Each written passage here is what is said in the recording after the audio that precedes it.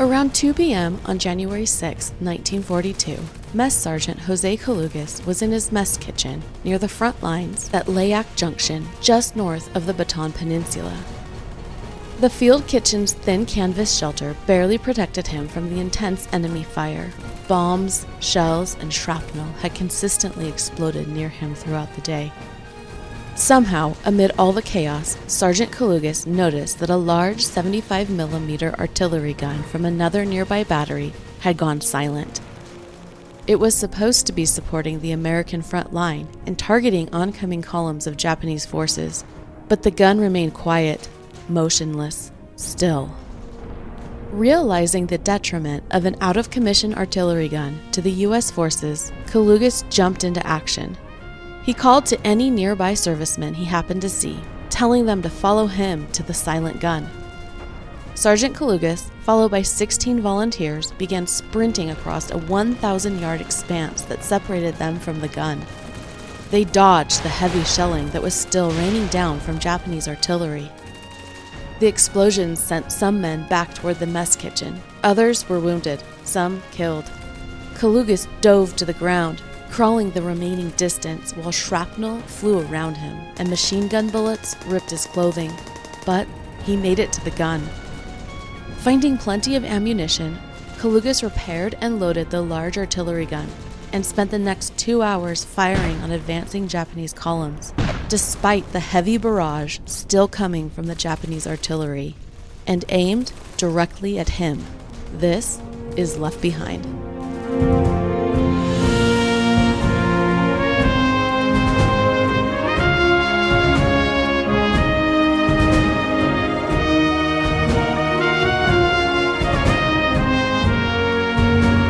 Welcome to Left Behind, a podcast about the people left behind when the U.S. surrendered the Philippines in the early days of World War II. I'm Anastasia Harmon, and I tell you the stories of World War II servicemen and women, civilians, guerrillas, and others captured by the Japanese forces in the Philippines.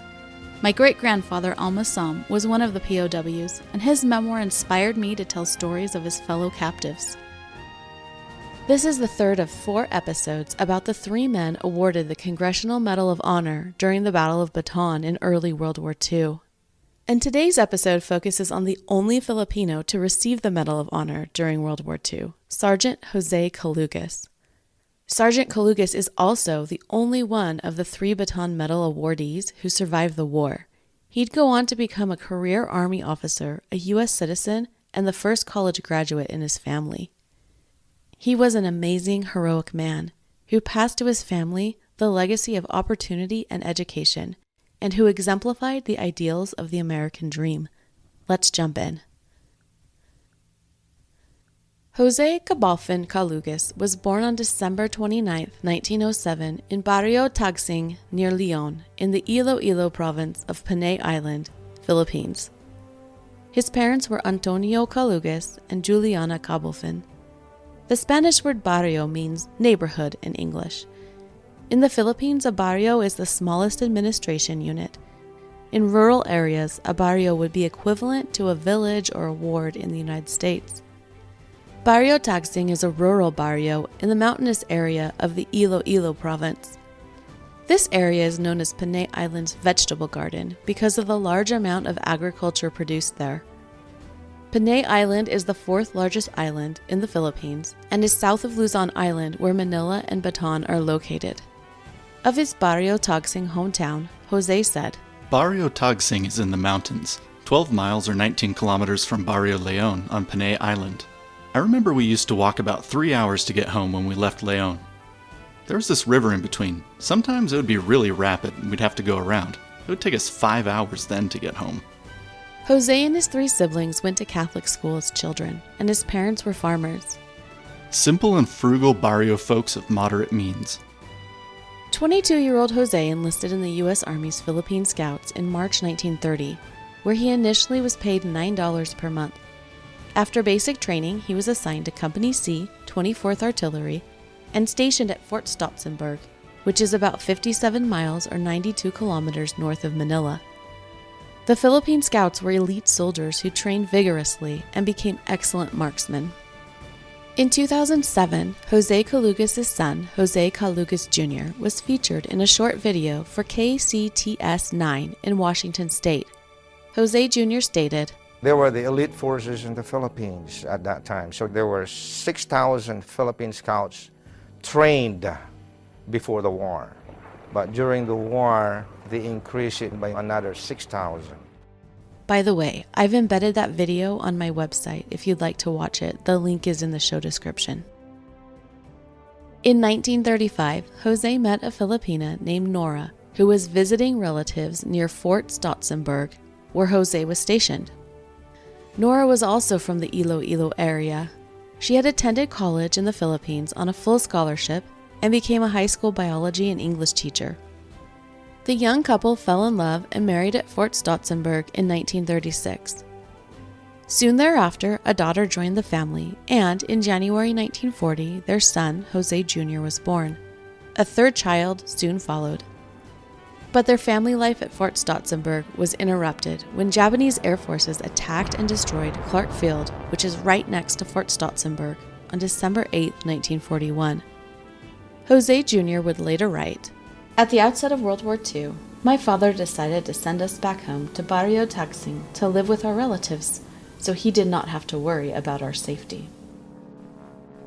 3 weeks after the Japanese attacked Clark Field, they landed a ground invasion on December 22nd, and within days, General Douglas MacArthur issued orders for all U.S. forces on Luzon Island to withdraw to the Bataan Peninsula.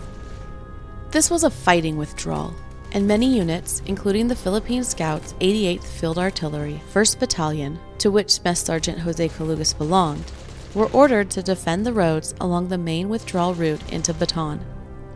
Layak was a barrio where several important roads met.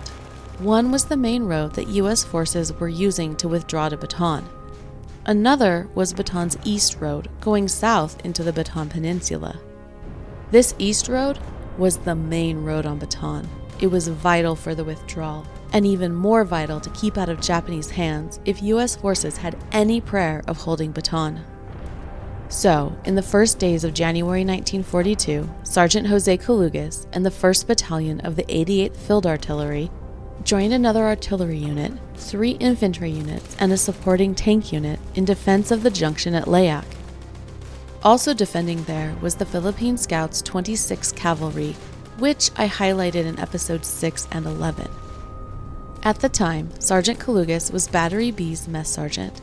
That means he oversaw his battery's food preparation and serving. In artillery units, a battery is a subunit of a larger artillery unit. It's basically equivalent to an infantry's company. Battery B was one of 2 batteries in the 1st Battalion of the 88th Field Artillery at Layak. At 10:30 on the morning of January 6, 1942, a column of Japanese infantry, artillery, and light tanks began to march down Route 7 toward Layak Junction. The column soon came within range of the 88th Field Artillery's guns. The 88th opened fire, their ammo hitting directly on top of the column. In response, the Japanese column moved off the road, deploying about 4,200 yards northeast of Layak. They immediately moved their 75mm guns and their 8 150mm howitzers into position. Overhead, Japanese observation planes helped their ground forces know where to aim. These observation planes had no opposition in the air, since 1, the U.S. Air Forces had been all but demolished by this point, and 2, the American ground forces apparently had no anti-aircraft weapons. With the help of the surveillance planes, the Japanese howitzers were able to accurately and concentratedly hit American infantry and artillery targets with punishing fire. And, unfortunately, those howitzers were out of the U.S. artillery guns' range. Even when the U.S. infantry and artillery moved position, the observation planes were able to help Japanese artillery adjust and again pinpoint the American position. MacArthur reported to Washington that the enemy was using its, quote, complete command of the air to fully effect against our artillery, close quote. Around 2 p.m., Sergeant Calugas noticed that a gun from another battery was silent. The gun had been bombed and shelled so heavily and accurately that all the cannoneers were wounded or killed. A newspaper reported, Calugas, voluntarily and without orders, organized a squad of 16 to put the gun back into commission. They tried to sprint 1,000 yards to the gun under heavy shell fire. 1,000 yards is the equivalent to 10 football fields, end to end, or a little over half a mile. Imagine for a moment running that distance while shells and explosives are raining down on you. Explosives that have already put the gun you're running for out of commission. A newspaper continued, When the men with him fell, wounded or killed, he dove to the ground and crept along, while machine gun bullets ripped at his clothing and shrapnel flew all around him. By God's mercy, nothing hit my body. Calugas later recalled. While most of the 16 men he'd organized had to fall back, were wounded, or even killed, Sergeant Calugas and an officer made it to the gun. The gun still had plenty of ammunition, so Calugas, who had advanced artillery training, repaired the gun and began firing. His Medal of Honor citation states, Calugas fired effectively against the enemy, although the position remained under constant and heavy artillery fire. I like Jose Calugas Jr.'s explanation even better. And he was able to fire by himself this 75mm cannon by himself. It used to be manned by 7 people. Just imagine, by himself, he was able to annihilate right about 60 trucks, and I don't know how many Japanese were killed. Calugas manned the 7-man gun, alone, for 2 hours, firing 72 rounds. These field artillery guns were on wheels for easy transport, kind of like the old cannons from the Revolution and Civil War times. They had a shield at the back where Calugas and other servicemen were protected from enemy fire. I've added a picture of one of these guns to the Left Behind Facebook page. There's a link in the show description. Calugas' actions allowed other U.S. forces to dig in and prepare a line of defense.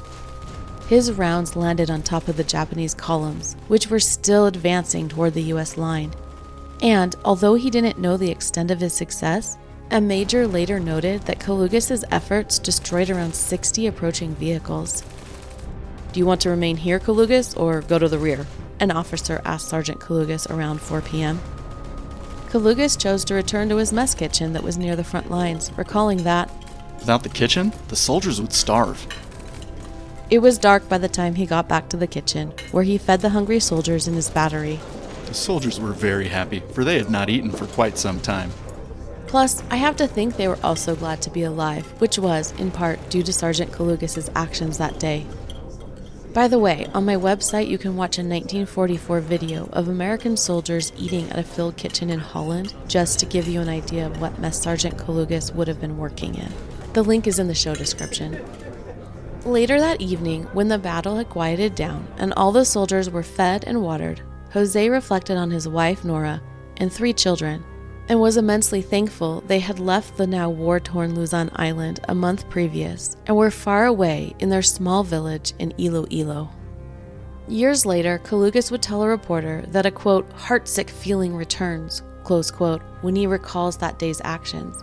He continued, I do not like to be under pressure, but when I come under pressure and feel myself on the verge of that heartsick feeling I mentioned before, I know that I must get myself out of that feeling and so relieve that pressure. I know I alone can do this, anytime, any place, and anywhere. That is still my motive in life, not to depend on help coming from someplace else. That feeling still exists, that I will somehow know what to do. I cannot say that I'm not afraid when faced with danger. Yes, I am afraid, but not so frightened that I lose control. Somehow, fortunately for me, my brain continues to function coolly and I do not get flustered. which is precisely what made him such an excellent soldier. A little more than 12 hours after these actions, back in Washington, D.C., President Franklin Delano Roosevelt gave the 1942 State of the Union Address. In it, he stated, We are fighting today for security, for progress, and for peace, not only for ourselves, but for all men. Not only for one generation, but for all generations. We are fighting to cleanse the world of ancient evils, ancient ills. Our enemies are guided by brutal cynicism, by unholy contempt for the human race. We are inspired by a faith that goes back through all the years to the first chapter of the book of Genesis. God created man in his own image. We on our side are striving to be true to that divine heritage. We are fighting, as our fathers have fought, to uphold the doctrine that all men are equal in the sight of God. Those on the other side are striving to destroy this deep belief and to create a world in their own image, a world of tyranny and cruelty and serfdom. That is the conflict that day and night now pervades our lives. No compromise can end that conflict. There never has been, there never can be successful compromise between good and evil. Only total victory can reward the champions of tolerance and decency and freedom and faith. News of Calugas' actions had not yet reached the president, but the U.S. leader truly could have been speaking of Sergeant Calugas, who was indeed fighting for his children's future and the opportunities that freedom provides. As I've researched Sergeant Calugas' actions on Bataan, there's one thing I consistently come across.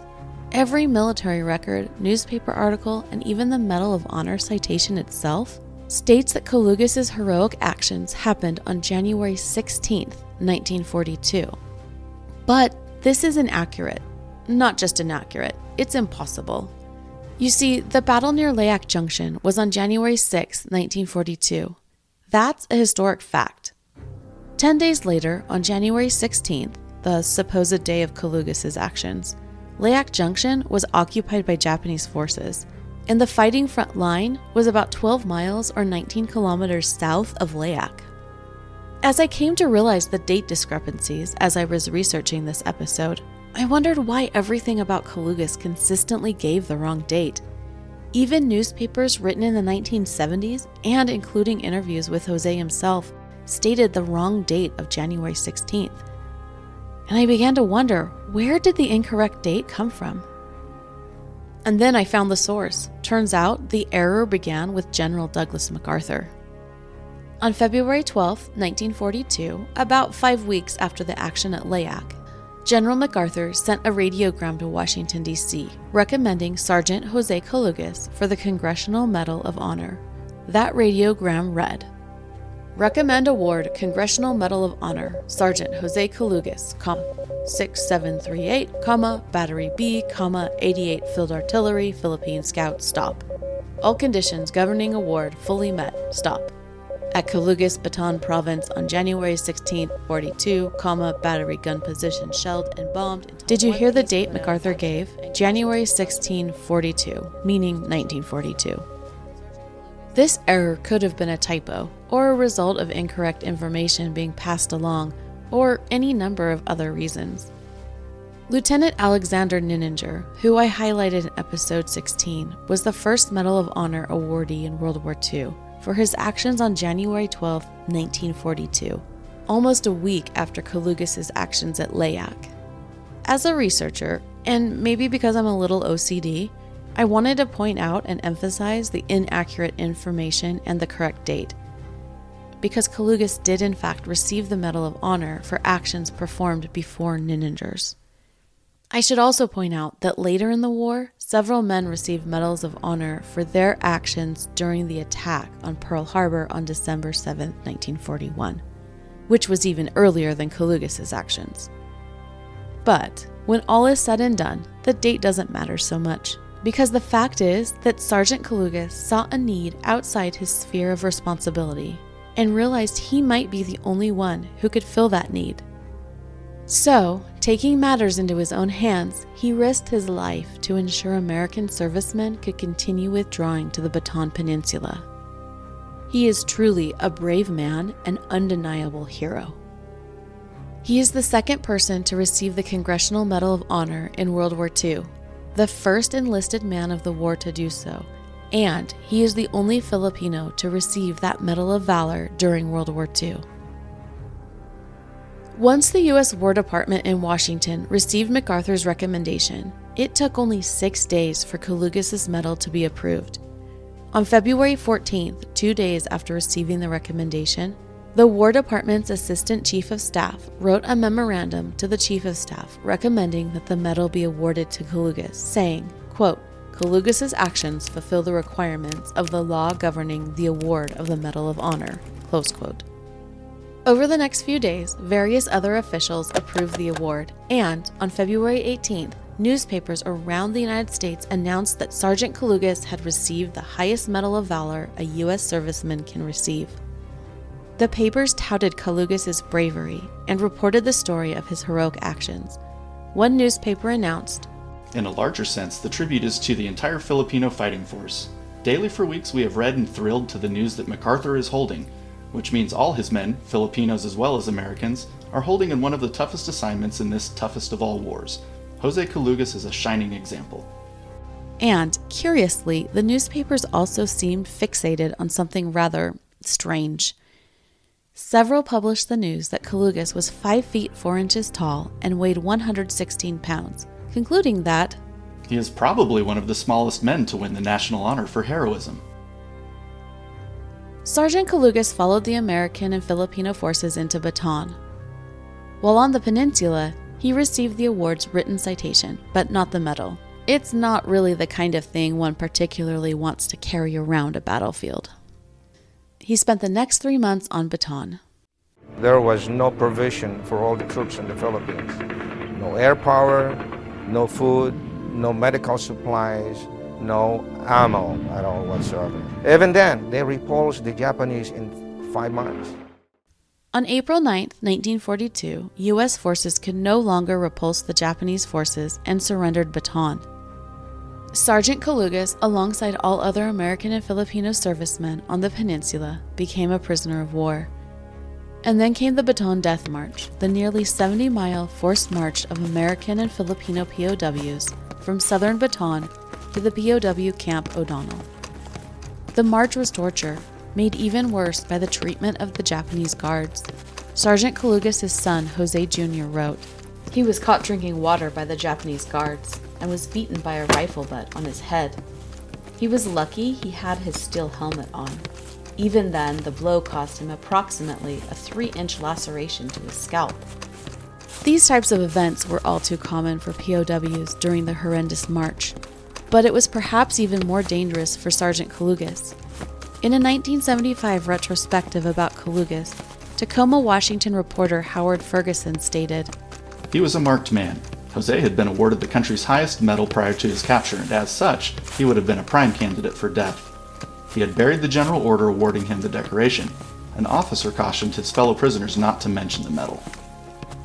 As a marked man, Calugas also worried about Japanese reprisals against his wife, children, and other family back in Iloilo. I'm quite struck by this. I haven't put enough thought into the Filipino servicemen fighting in their country for their families. American POWs had to watch their actions to keep themselves alive. But Filipino POWs? Well, they had the added stress of worrying how their actions would affect their families. Back in Iloilo, Sergeant Calugas' wife and children were weathering the war as best they could. His son Jose Jr. was 4 or 5 years old the first time he remembers meeting his father after the war. Jose Jr. would have been almost 2 when Nora and the children left Fort Stotzenburg at the outbreak of war. Today, Jose Jr. is in his 80s and recalls hiding with his mother from Japanese soldiers in the mountains near their Iloilo home. He would eventually follow in his father's footsteps and join the U.S. Army. He told KCTS 9 in 2007 that, My dad is my hero to me and of course to the whole family and the rest of the people who admired him or what he did. The march ended at Camp O'Donnell, and at that camp, Calugas was among the tens of thousands of POWs suffering from debilitating bouts of malaria, dysentery, beriberi, and other diseases. For some time, he was seriously ill, on the verge of becoming one of the 400 daily fatalities at O'Donnell. But as his health improved, he realized that the diseases were perhaps a little bit of a blessing, because the Japanese guards left him alone. So, wanting them to continue ignoring him, he amped up his symptoms. He explained, Every time the guards would come to inspect, I would wrap myself in burlap and I would shake as hard as I could. It worked. After 9 months imprisonment at Camp O'Donnell, so in January 1943, Jose Calugas was released with all remaining Filipino prisoners at O'Donnell. Basically, the Japanese needed, for their own forces, the resources they were using to feed and house the Filipino POWs.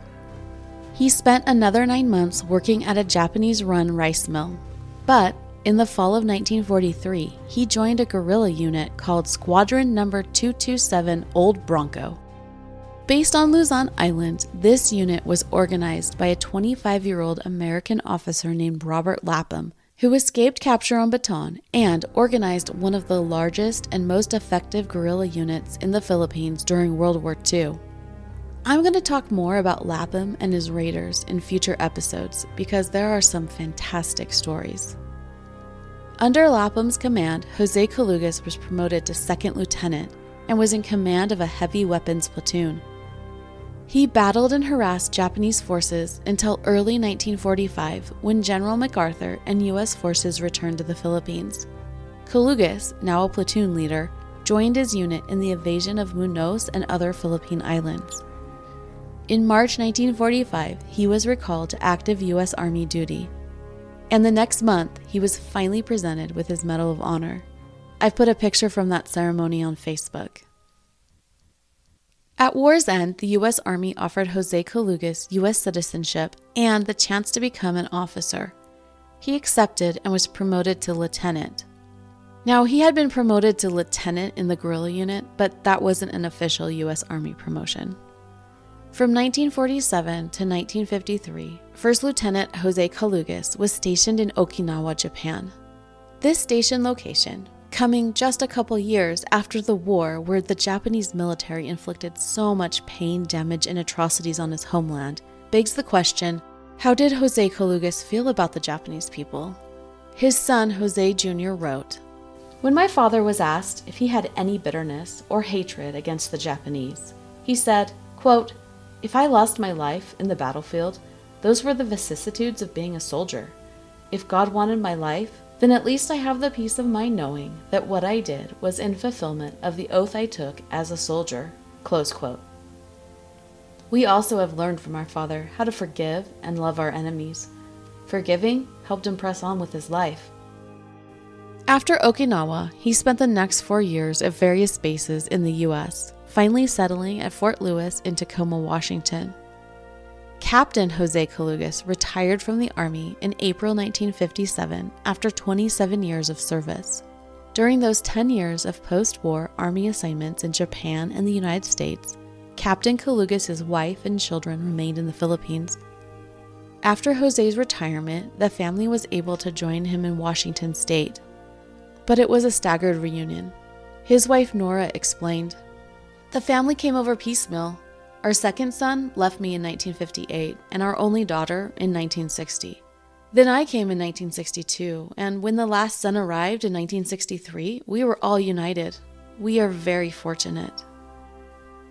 It took 14 years from the time Jose Calugas left the Philippine Islands in 1947 until their last son arrived in the U.S. in 1963 for the family to be completely reunited.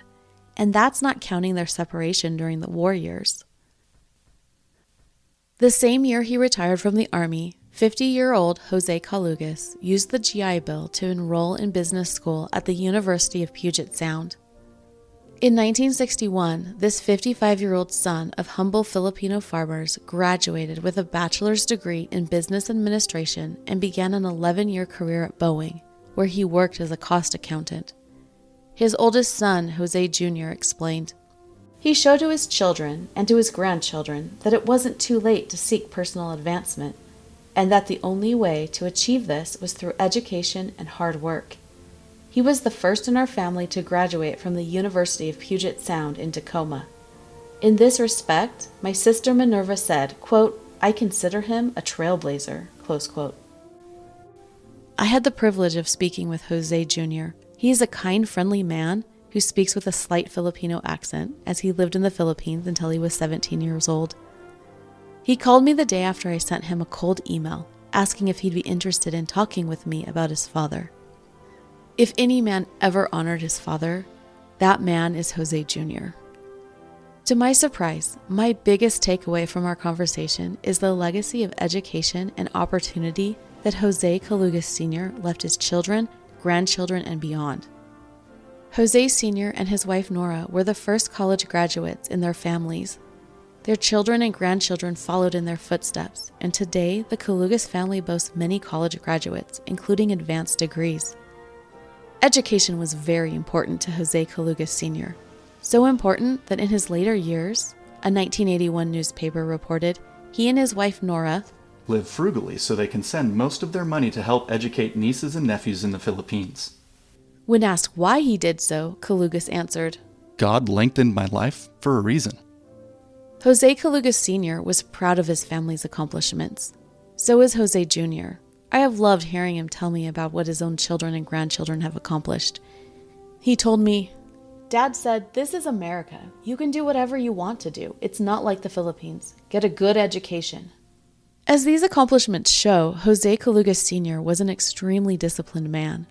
Jose Jr. told me that if his father had something that needed to be done, he would make sure it was done. Calugas was also a kind and caring man. A newspaper reporter described him.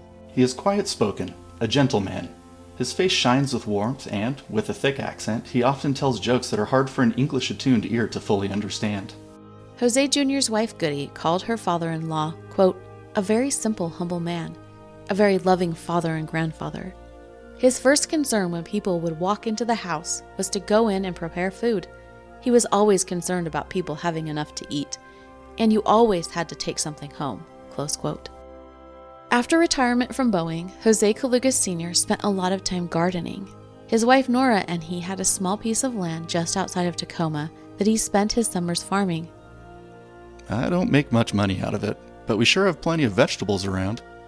I think I do it more to keep fit and to get out of the house. I can't just sit around. And sit around he didn't. As a Medal of Honor awardee, Jose Calugas Sr. was often invited to celebrations where he was an honored guest and received additional awards. In 1953, he was invited back to the Philippines to receive a Philippine military decoration called the Distinguished Conduct Star. At the same time, he was also awarded the very first Survivor Baton Death March ribbon and was the first to sign the Philippines Armed Forces Registry Book of Baton Death March survivors. In 1975, he took part in a Florida parade for Congressional Medal of Honor recipients. He joked that, some of us are old men already, but I can still march. A couple years later, Jose and Nora Calugas returned to their hometown in the Philippines for the first time since Jose left 30 years prior in 1947. I'm looking forward to seeing all of my relatives. The whole barrio was related to me. But despite these accolades and awards, Jose Calugas rarely spoke about the war and the actions for which he received the award. Jose Jr. told me his father didn't like doing interviews about the war. He recalled watching his father brush his hair, seeing a scar and thinking, that's from the war. Calugas' daughter-in-law Goody remembered, quote, he never talked about his accomplishments. We had to read about them, close quote. So curious was Jose Jr. about his father's war service that Jose Jr. joined the Philippine Scout Heritage Society, where he met men who had served with and told stories about his father. But there was a reason Jose Calugas didn't speak much about the war. Like many veterans, he had some PTSD struggles. His daughter-in-law said, quote, he could never talk about it. It was too traumatizing for him. Up until the last day, he'd wake up from his sleep and scream from nightmares about combat, close quote. Starting in early 1976, Jose Calugas Sr., then in his late 60s, suffered a series of strokes, from which he never fully recovered. Toward the end of his life, he lived in a Veterans Affairs nursing home in Tacoma, Washington. His wife Nora passed away in 1990. Jose Calugas passed away on January 18, 1998, 56 years and 12 days after his heroic actions at Layak Junction. He had just turned 90 years old. He rests in Mountain View Memorial Park in Tacoma, Washington. I was fortunate to know him as my father, Jose Jr. wrote. I am proud to be his son. He is my hero and I love him. Today, Captain Jose Calugas' Medal of Honor resides at Fort Sam Houston in San Antonio, Texas. The family donated the medal to this fort where General Jonathan Wainwright was in command directly following World War II. General Wainwright had been in command of the Bataan forces at surrender. Jose Jr. said, You know, this Medal of Honor really belongs to the people. And he said, I'm the only wearer of the medal. I wear it, but it really belongs to the people that died in the Philippines, the Filipino scouts, and it belongs to all the public that wants to know about the history. In the end, patriotism, education, and honor were important traits to Jose Calugas Sr. Jose Jr. wrote about his father. His advice to the youth of America is, be a man and fight for America and protect America as much as you can, whether at war or in peace. During his days on Bataan, Sergeant Calugas saw many young men who stood up and fought not only for America, but for the Philippines. One of those young men was a 27-year-old Minnesota native named Willibald Bianchi, whose heroic actions earned him the 3rd Medal of Honor awarded for valor on Bataan. More on that next time. This is Left Behind.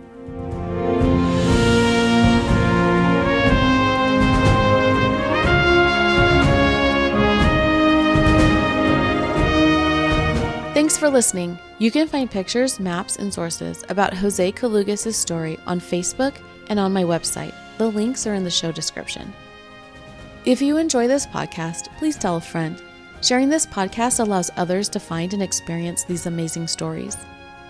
Left Behind is researched, written, and produced by me, Anastasia Harmon. Voiceovers by Tyler Harmon. Special thanks to Jose Calugas Jr. for the time, documents, and information he provided about his father.